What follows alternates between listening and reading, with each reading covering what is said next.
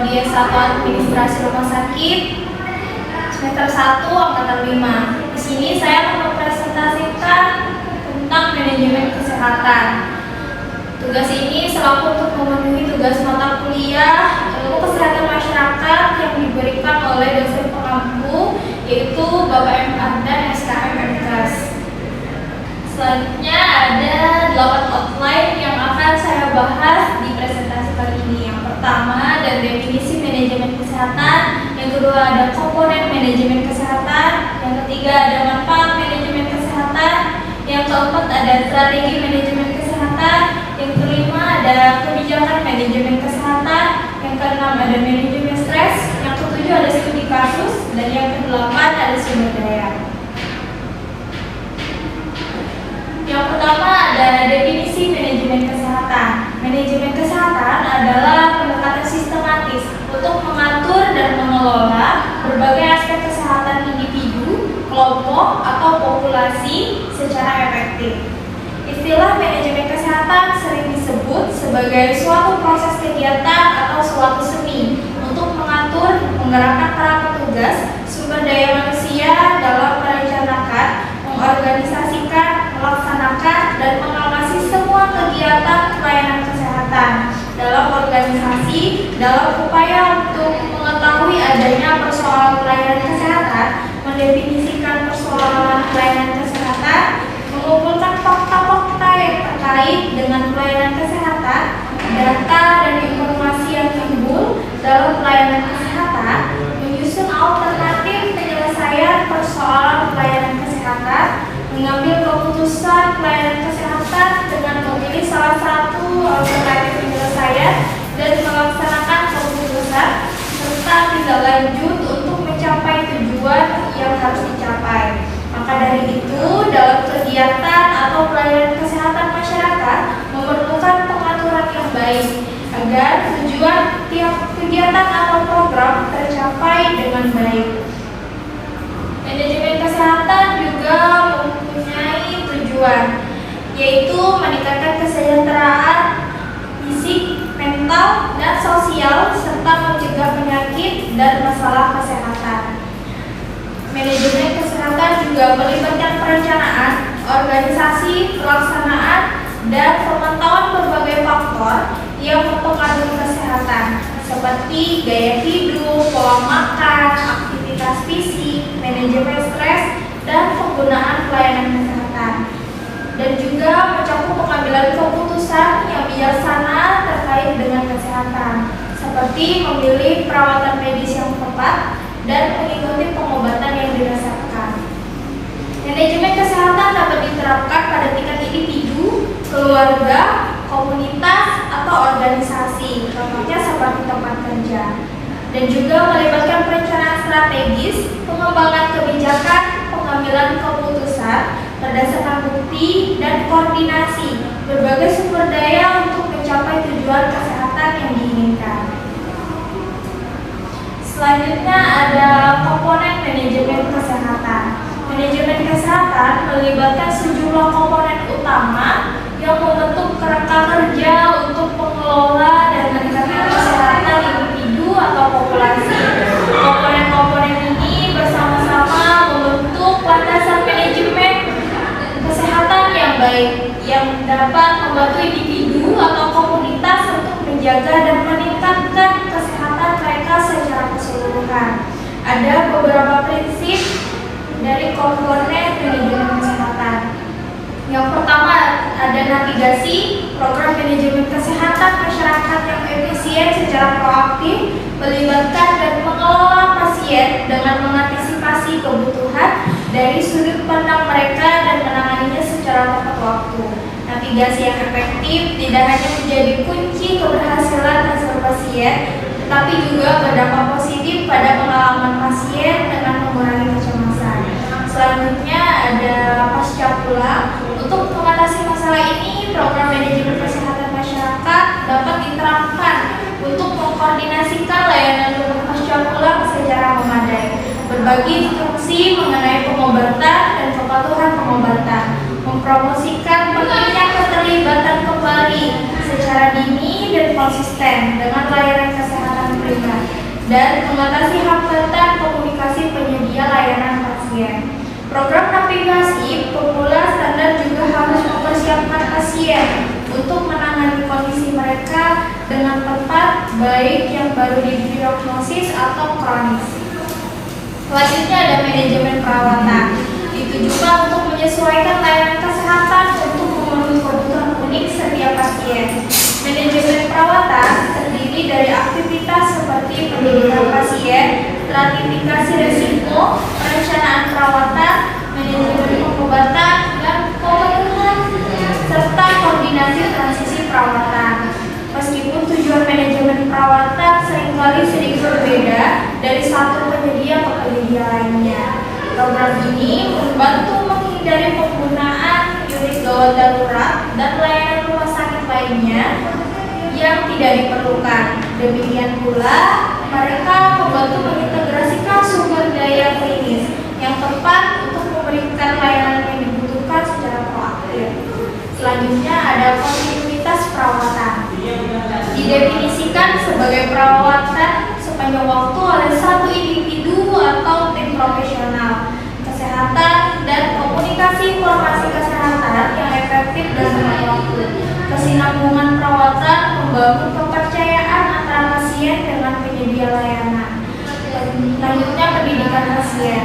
Sebagai bagian penting dari keterlibatan pasien, pendidikan dari dokter harus mencakup informasi dasar kesehatan beserta konten yang relevan dengan individu yang mereka berikan perawatan.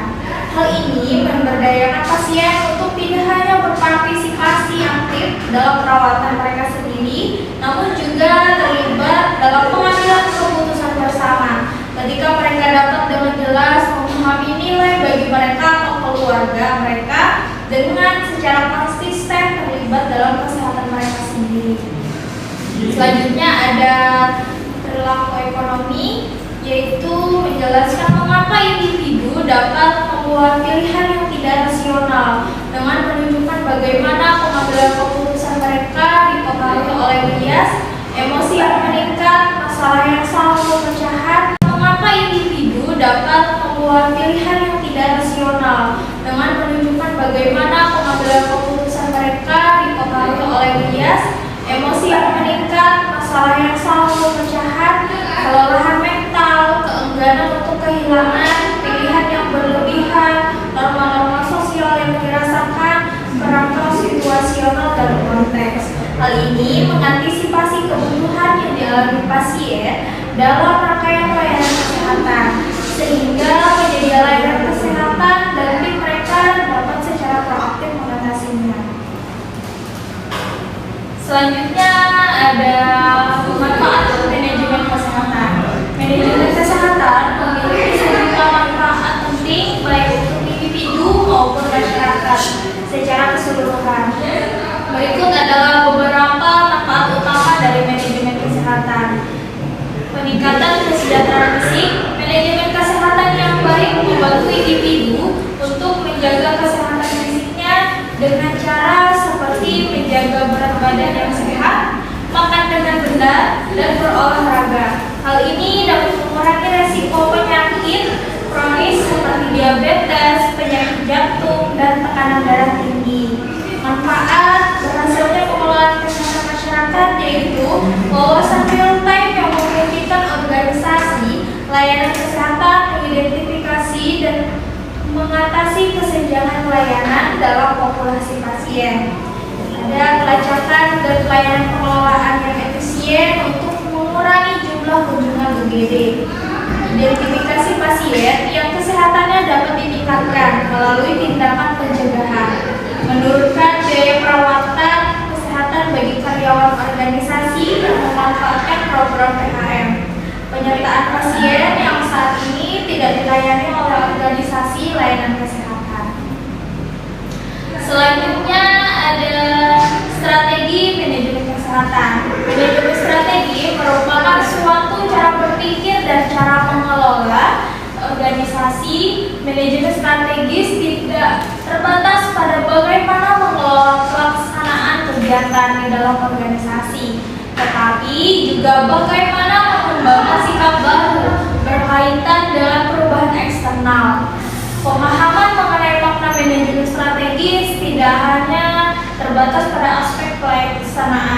berencana, tetapi lebih jauh lagi ke aspek visi, misi, dan tujuan kelembagaan. Strategi yang dapat digunakan dalam manajemen kesehatan untuk meningkatkan kesejahteraan fisik dan mental. Strategi-strategi ini dapat disesuaikan dengan kebutuhan individu dan situasi. Konsep pengembangan strategi manajemen diambil dari pengalaman pengembangan lembaga yang bersifat mencari keuntungan. Ini sebenarnya menunjukkan kekurangan lembaga non-profit, keadaan dalam menjalankan usahanya, dan nampaknya sistem yang sering berjalan tidak efisien dan sering berjalan kurang memuaskan konsumen. Hal ini dapat membahayakan kelangsungan akan keberadaan lembaga nirlaba, khususnya yang harus bersaing dengan layanan serupa, tetapi memiliki orientasi usaha untuk keuntungan. Analisis lingkungan organisasi yang memberikan gambaran mengenai peluang dan ancaman. Kemudian langkah berikutnya melakukan analisis kekuatan dan kelemahan organisasi dalam konteks lingkungan internal. Kedua langkah ini dilakukan dalam usaha penetapan visi, misi, dan tujuan organisasi. Pernyataan misi merupakan hal utama dalam lembaga yang bersifat misi didorong sehingga analisis lingkungan luar dan dalam lebih digunakan untuk menyusun strategi.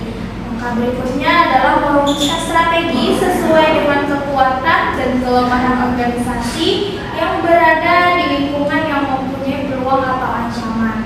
Melaksanakan strategi merupakan bagian dari strategi manajemen dalam pengembangan pelayanan kesehatan. Pelaksanaan strategi tersebut akan dilaksanakan bersama dalam sistem pengendalian strategi untuk menjamin tercapainya analisis perubahan dan persiapan penyusunan diagnosis kelembagaan dan analisis situasi, formulasi strategi, pelaksanaan strategi, dan strategi pengendalian. Selanjutnya ada kebijakan manajemen kesehatan. Kebijakan manajemen kesehatan dapat sangat bervariasi tergantung lokasi, kebutuhan, dan tujuan tertentu. Tujuan utama dari kebijakan ini adalah untuk meningkatkan kesejahteraan individu dan masyarakat melalui pencegahan penyakit, promosi kesehatan, dan akses yang lebih baik ke layanan kesehatan yang berkualitas.